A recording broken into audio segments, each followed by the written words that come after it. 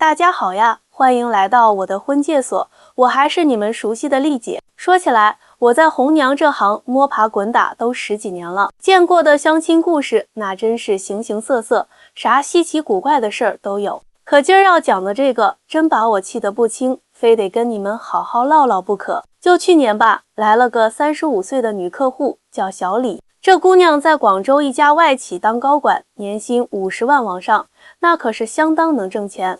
而且人长得标致，身材也保养得好，往那儿一站，妥妥的职场精英范儿。可他一拿出那张要求清单，我心里就暗叫不好，这事儿恐怕不简单。他跟我说，丽姐，我要找个身高180以上的，年龄35岁以下，硕士以上学历，年收入税后50万以上，得有房有车，最好是事业单位或者大企业的中高层。性格还得温和，不能抽烟，家里最好就一个孩子。我听完，脑袋嗡的一下就大了，这哪是找对象啊，简直是在挑诺贝尔奖得主啊！但咱既然收了人家服务费，就得给人办事儿不是？于是我就开始认真的给他物色起来。嘿，还真别说，去年夏天的时候，还真让我找到了个合适的小伙子，叫小王。这小王34岁，985硕士毕业，在银行当经理，收入那自然是不错，而且人品更是没得说，周围人对他评价都挺高。我一看，觉得这俩挺般配，就赶紧安排他俩见面。初次见面，两人感觉还挺好，有说有笑的，气氛也挺融洽，就这么开始约会了。可没过多久，问题就来了。有一天，小王愁眉苦脸的找到我，跟我说，丽姐，我俩都处了快1个月了，连手都没牵过。每次吃饭看电影，还装什么清纯？我还以为你是传统好女孩，没想到你这么会装。小王当场就提出分手，第2天就来我这儿退服务费。我看着小王失望愤怒的样子，心里也特别生气。这小李做的确实太过分了，你们说这事儿能怪谁？我觉得小李真的太过分了。自己有同居经历，还在小王面前装清高，把小王耍得团团转，而且他要求那么多，也不看看自己真就配得上吗？前2天，小李又来找我，说想再找对象，我实在忍不住了，就跟他说，小李啊，你得好好反思反思。第一，你都35岁了，条件再好也得现实点。你那些要求，你自己琢磨琢磨合适吗？你要找的人得各方面都优秀。可这世上哪有那么多完美的人啊？就算有，人家凭啥就看上你呢？第二，谈恋爱的诚实啊，你把小王当傻子耍，这不是存心害人吗？你说自己矜持，这哪是矜持啊，分明就是欺骗。你有同居经历，大大方方说出来，小王能接受就接受，不能接受，大家好聚好散。你瞒着他，这不是耽误人家时间和感情吗？第三，你以为装就能装一辈子啊？感情是要经营的，不是靠装出来的。你现在还想找对象，摸着良心说，你配得上你要求的那些条件吗？你自己都不真诚，还指望别人真诚待你？你想让别人体谅你，你也得学会体谅别人啊。小李被我说的哑口无言，最后扭头就走了。说实话，我做红娘这么多年，见过各种相亲的人，像小李这样的还真少见。都35岁了，还玩这种把戏，这不耽误人吗？他那些要求，说白了就是想找个各方面都比自己强的，可自己连基本诚信都没有。现在的年轻人谈恋爱真的实在点儿，你想让别人真诚待你，自己就得先真诚；你想让别人体谅你，自己也得学会体谅别人。感情不是演戏，得2个人真心实意的付出。为了让大家更明白这里面的道理，我再给大家仔细分析分析小李和小王这段感情里的各种事儿。先说说小李的那些要求，就说身高180以上这一条吧。您想想，虽然现在生活条件好了，年轻人个头普遍高了些，但180以上的也不是满大街都是啊。走在大街上，10个小伙子里头，能有几个身高180以上的？而且他这年龄还限制在35岁以下。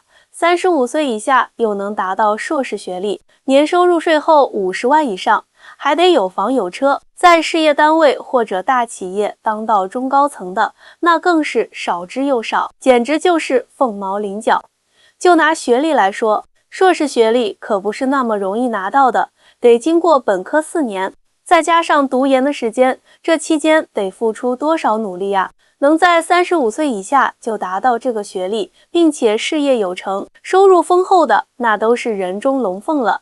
这样的人在人群里那都是拔尖的。再说性格要温和，不抽烟，家里最好是独生子女。性格这东西哪能一开始见面就看出来啊？得相处了才能知道。一开始见面大家都客客气气的，谁能把自己性格里的优缺点都展现出来？至于不抽烟，这倒是个个人喜好问题，可也不能因为这一点就把抽烟的男士都拒之门外吧。抽烟不代表这人就不好，不抽烟也不代表这人就完美无缺。家里是独生子女，现在很多家庭都是有兄弟姐妹的，这也不是衡量一个人好不好的关键标准呀。有兄弟姐妹的家庭，说不定亲情氛围更浓厚呢。小李提出这些要求，可能是觉得自己条件不错，想找个更优秀的，但他忽略了一点，找对象不是单方面的挑选，而是双方相互的认可。你在要求别人的时候，也得看看自己能不能满足别人的期待，不能光想着自己要找个多好的，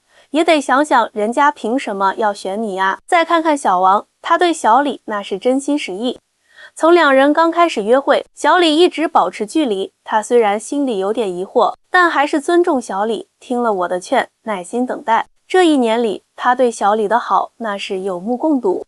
节假日送礼物，那可不是随便在街边买个小玩意儿就打发了，都是精心挑选。逛商场查攻略，就为了送个小李喜欢的礼物。生日送大牌包包，这得花不少钱吧，说明他对小李舍得花钱，心里真有他。下班接送，不管多晚都等着。有时候银行忙起来，自己累得够呛，还得去接小李，这得花多少时间和精力啊！他是真把小李当成未来的另一半在对待，想着以后能和小李好好过日子，可最后却发现自己被欺骗了，这换谁能不生气？换作是我也得气炸了。小王发现小李的同居经历后，小李的态度也很让人无语。他觉得自己的感情经历是隐私，没必要告诉小王。可这是谈恋爱啊，都到了谈婚论嫁的地步了，这么重要的事情还瞒着，这合适吗？他所谓的不让你碰我，就说明我现在珍惜自己，这种说法太牵强了。他之前的同居经历和现在谈恋爱时的矜持，这2者之间没有必然联系啊。他这样的解释只会让小王觉得他是在狡辩，是在找借口。从这段感情里，咱们能看出来，谈恋爱最重要的就是坦诚。如果小李一开始就告诉小王自己有过同居经历，小王可能会有不同的反应。也许他能接受，毕竟他喜欢小李，可能会觉得那是过去的事情，只要2人以后好好过日子就行，毕竟谁还没个过去呢？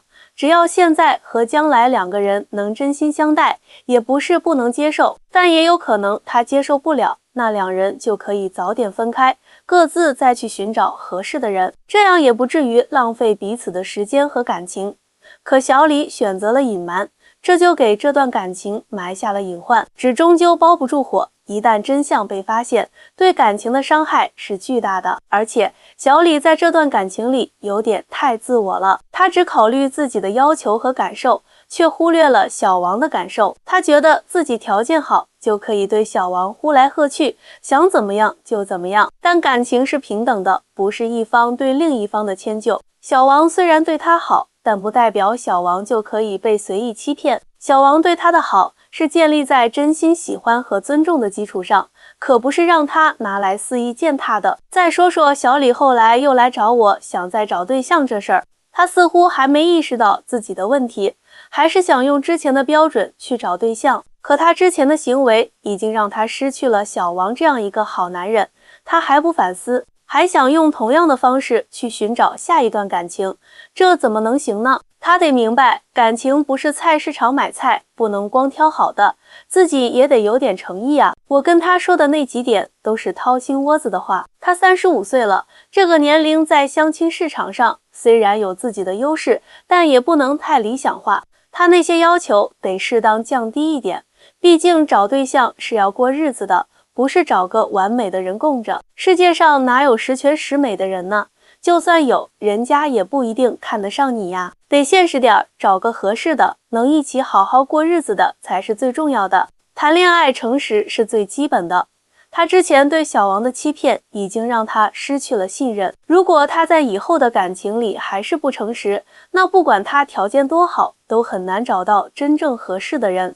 谁愿意和一个不诚实的人在一起过日子呢？今天能瞒着你一件事，明天说不定就能瞒着你更多事。信任一旦失去，再想找回来就难了。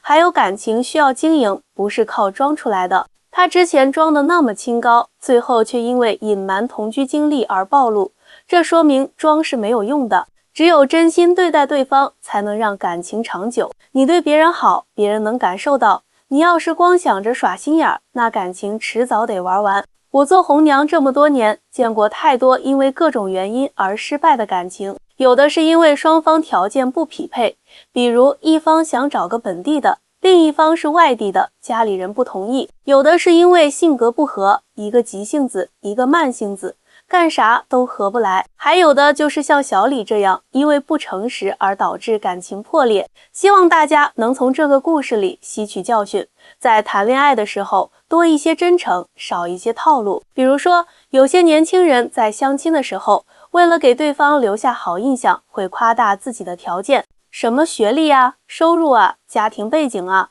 都往高了说。可纸终究包不住火，一旦对方发现了，这段感情也就很难继续下去了。就好比你说自己是硕士学历，结果人家一打听，你只是个大专毕业，这不是欺骗吗？对方肯定觉得你不诚实，那还怎么继续相处下去呢？还有些人明明心里有想法，却不愿意跟对方沟通，总是让对方去猜，这猜来猜去的，很容易产生误会，时间长了，感情就淡了。你心里想什么，大大方方说出来，两个人一起商量，总比让对方瞎猜强吧。所以啊，我还是那句话，现在的年轻人谈恋爱要实在一点，你想要什么样的人，自己就得先成为什么样的人。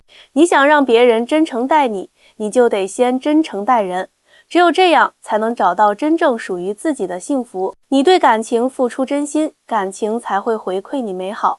好了，今天这个故事就讲到这儿了。大家对小李的做法有什么看法呢？欢迎在心里好好琢磨琢磨，也希望大家能把这个故事分享给身边的朋友，让更多人在谈恋爱的时候能少走点弯路。要是觉得丽姐讲的还不错，别忘了给丽姐点个赞，就当是对丽姐的鼓励啦。咱们下期故事再见。